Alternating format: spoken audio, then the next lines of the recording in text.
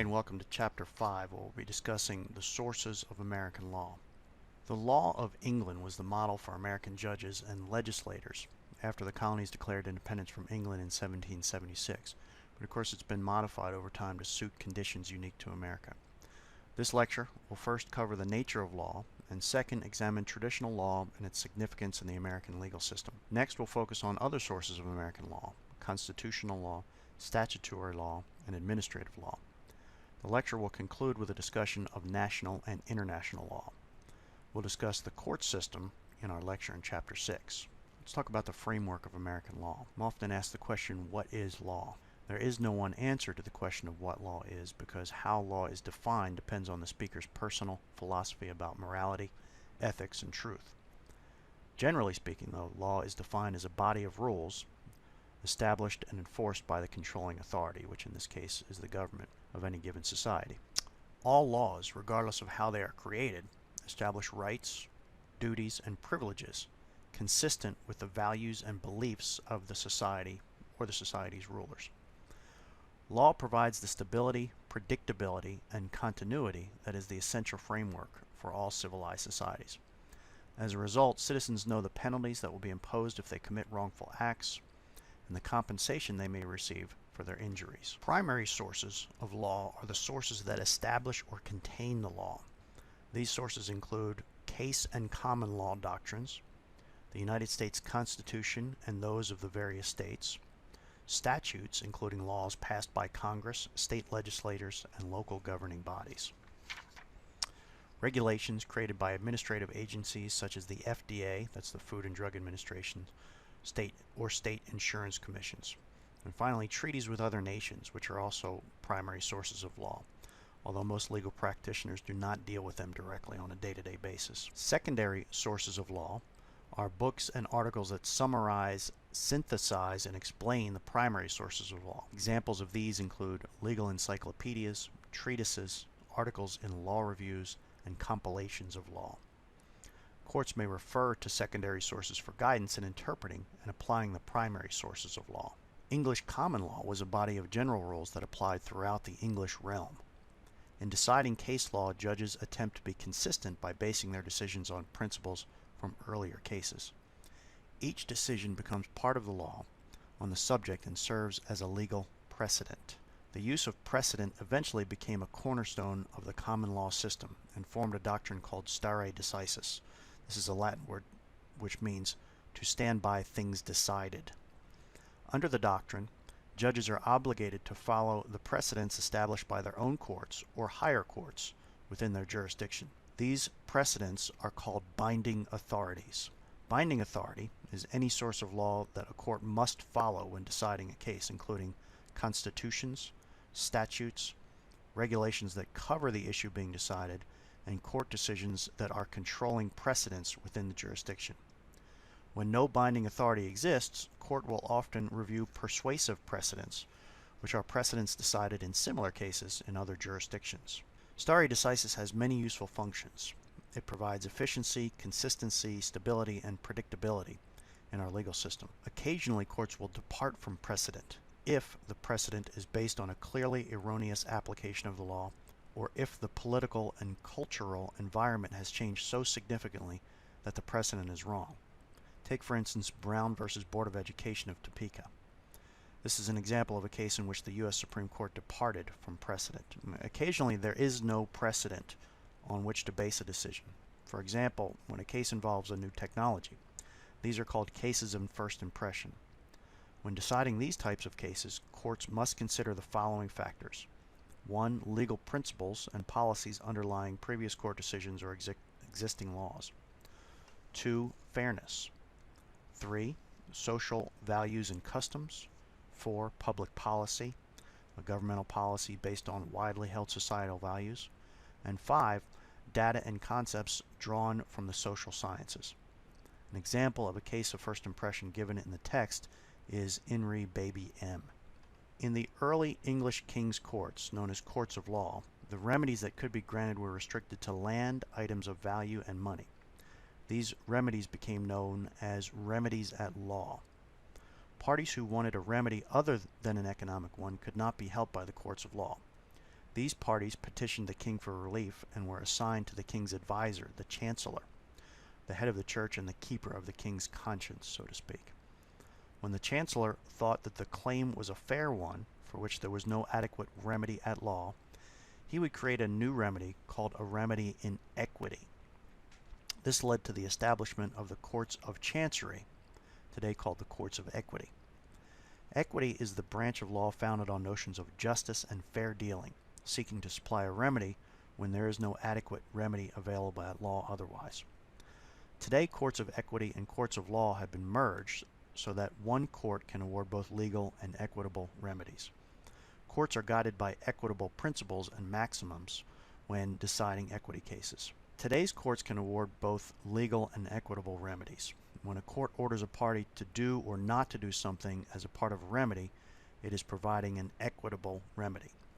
Judges are guided by so-called equitable principles and maxims when deciding whether to grant equitable remedies. Maxims are propositions or general statements of rules of law that courts often use in arriving at a decision. Some of the most influential maxims of equity are: whoever seeks equity must do equity. Anyone who wishes to be treated fairly must treat others fairly. Equity requires clean hands.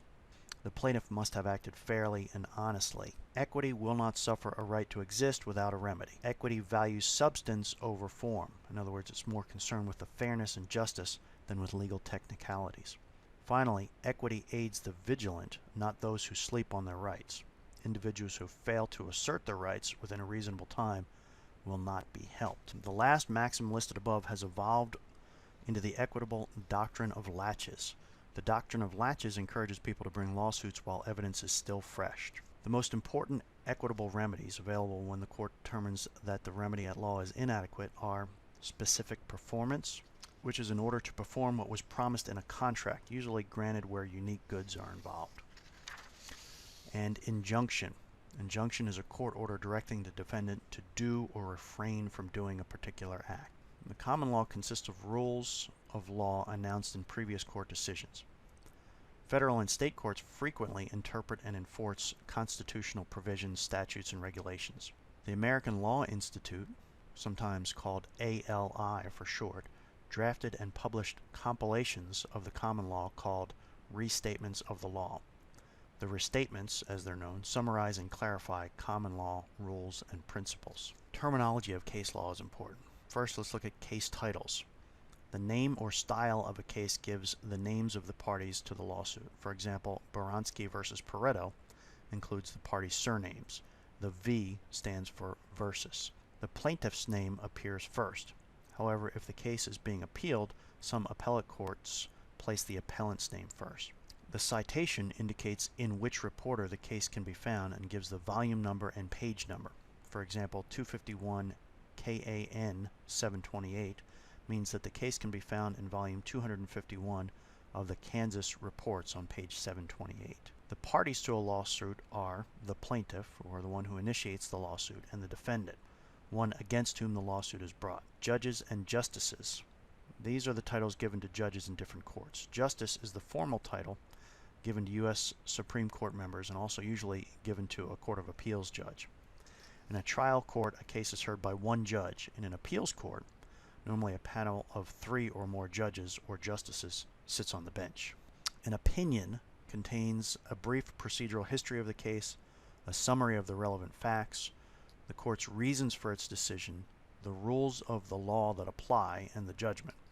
There are 4 types of opinions. One is a unanimous opinion where all judges agree on the decision. A majority opinion is an opinion that is not unanimous but is agreed on by a majority of the judges. And a plurality opinion is the opinion joined by the largest number of judges but less than the majority. A concurring opinion is written when a judge who feels strongly about making or emphasizing a point that was not made or emphasized in the majority opinion. The judge agrees with the decision reached by the majority but for different reasons. And finally, a dissenting opinion. This is an opinion that was written by a judge who does not agree with the majority's decision. It's important because it may form the basis of the arguments used later in overruling the majority opinion. Part of the common law tradition is the adversarial system of justice. United States courts follow the adversarial system of justice, and the parties act as adversaries or opponents to each other. The goal is to win. The role of the attorney is to discover and present the strongest legal argument on behalf of the client. This is required regardless of personal feelings about the client or the client's case. There are some criticisms of this adversarial system. Some believe that this system contributes to a lack of integrity in the legal process, because some attorneys make higher incomes by prolonging disputes and obscuring the truth. Most Americans agree that everyone should be allowed his or her day in court. The adversarial system is basic to what we consider to be justice in the United States. The next source of law we're going to talk about is constitutional law. Constitutional law is the law made up of the text of a constitution and court decisions interpreting that text. Of course, we deal with the federal constitution, the United States Constitution, and each state has its own constitutional document. But let's start out with the federal constitution. The Supremacy Clause states that the Constitution, the United States Constitution, laws and treaties of the United States are the supreme law of the land. And we see this in Article 4 of the U.S. Constitution. Any law violating the Constitution or one of its amendments, if challenged, will be declared unconstitutional and cannot be enforced. The U.S. Constitution consists of 7 articles that set forth the powers of the 3 branches of government and the relationships among the 3 branches. Take a look at Exhibit 5.2, which provides a summary of the 7 articles. Constitutional rights. Soon after the Constitution had been ratified by the states, the first Congress of the United States submitted amendments to the Constitution to the states for approval. They are known as the Bill of Rights.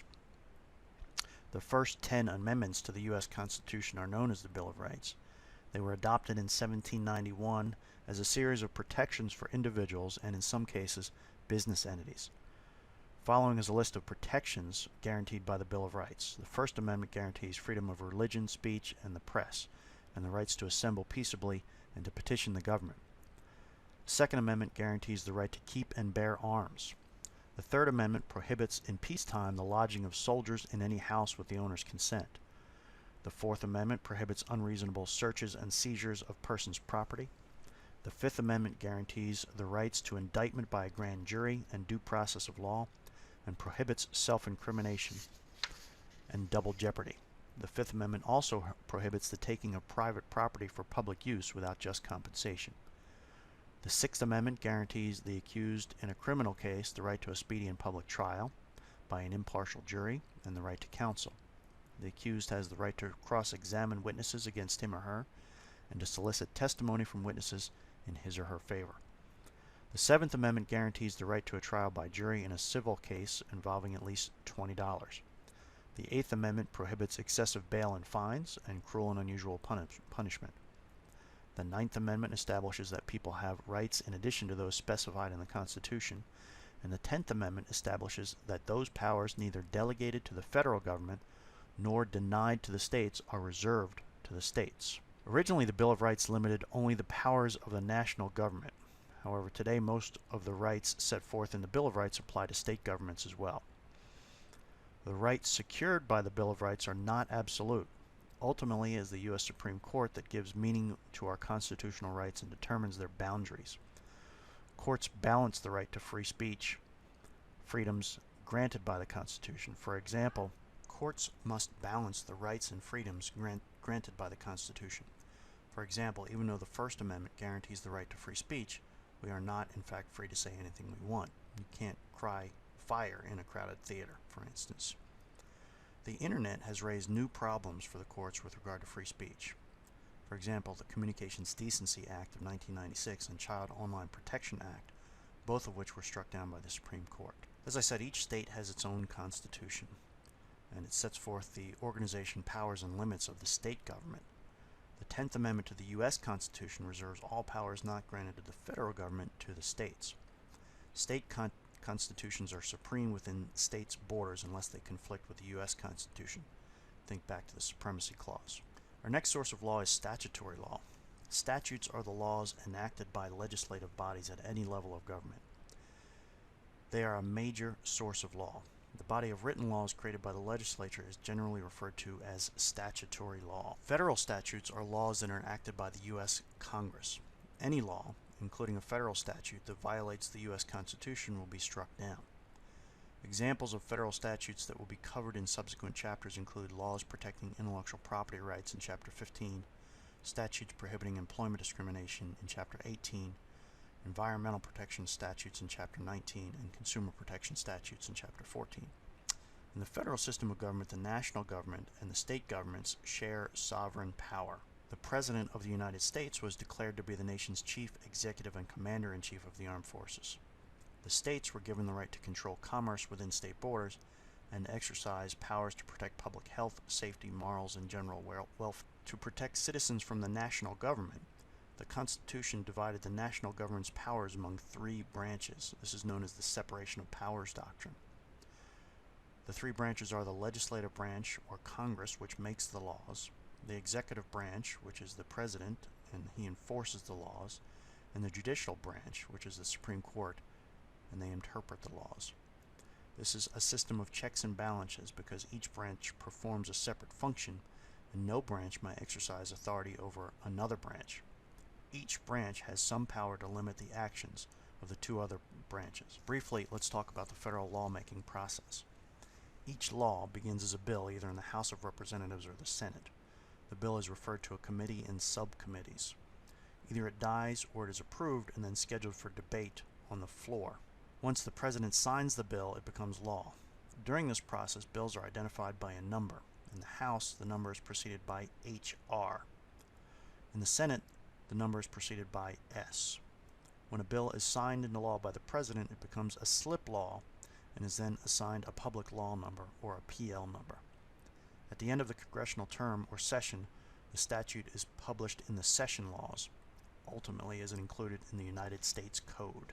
State statutes are laws enacted by state legislatures. State statutes may not violate the U.S. or state constitutions or federal laws. Additionally, ordinances may not violate state laws. Examples of state statutes that will be covered in subsequent chapters include state laws governing real property and insurance in Chapter 16. When there's a conflict between a federal and a state law, the state law is usually found invalid. Some powers are shared, so it is necessary to determine which law governs in a particular circumstance. Concurrent powers are those shared by the federal and state governments, such as the power to impose taxes. Preemption occurs when Congress chooses to act exclusively in a concurrent area. In this circumstance, a valid federal law or regulation in the preempted area will take precedence over a conflicting state, local law, or regulation. The state lawmaking process for passing laws follows the federal process. All states, except Nebraska, have bicameral legislatures. When a bill passes through both chambers, the state's governor signs it into law. Local ordinances are statutory law produced by local governments. An ordinance is a rule, an order, or a law passed by a city, a county, or a special district government to govern matters not covered by federal or state law. Local ordinances have to do with things like land use, zoning ordinances, building and safety codes, or the construction and appearance of housing. Throughout your study of the law, in quest of your goal of becoming a paralegal, you're going to deal with uniform laws. In 1892, a group of legal scholars and lawyers formed the National Conference of Commissioners on Uniform State Laws to draft uniform statutes for adoption by the states.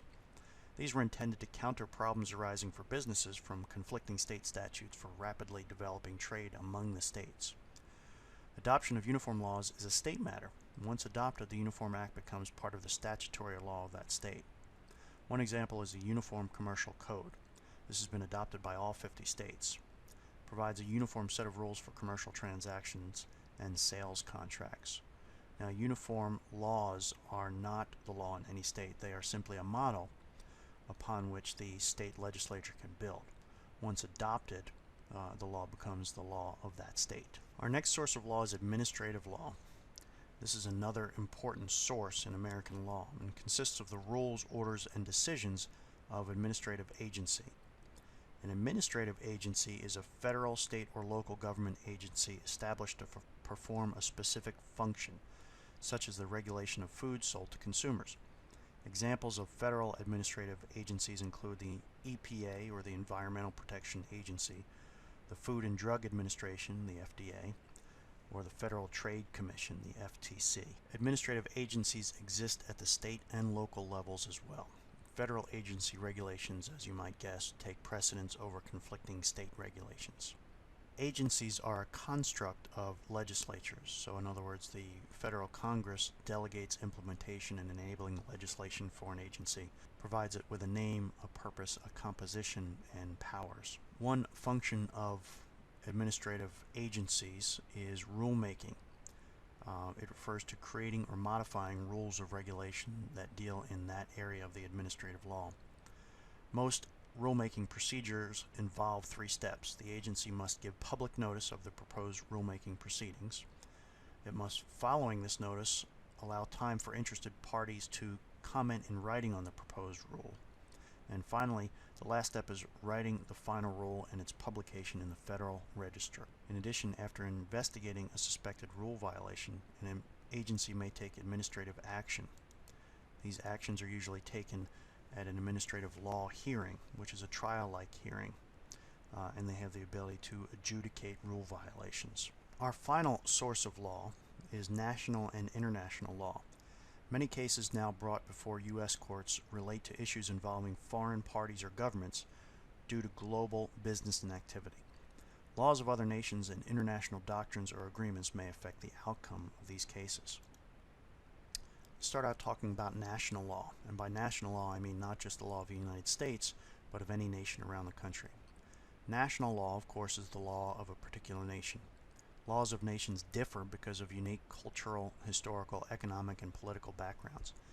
Generally, there are 2 types of legal systems used by the various countries of the world. First is common law, which is used in England, the United States, and countries that were once colonies of Great Britain, such as Australia, Canada, India, Ireland, and Nigeria. There's also civil law, which is based on Roman civil law or code law, which refers to codified law. Civil law is an ordered grouping of legal principles enacted into law by a legislature or a governing body. In a civil law system, the primary source of law is a statutory code, and case precedents are not judicially binding. That is, the doctrine of stare decisis does not apply. And finally, international law.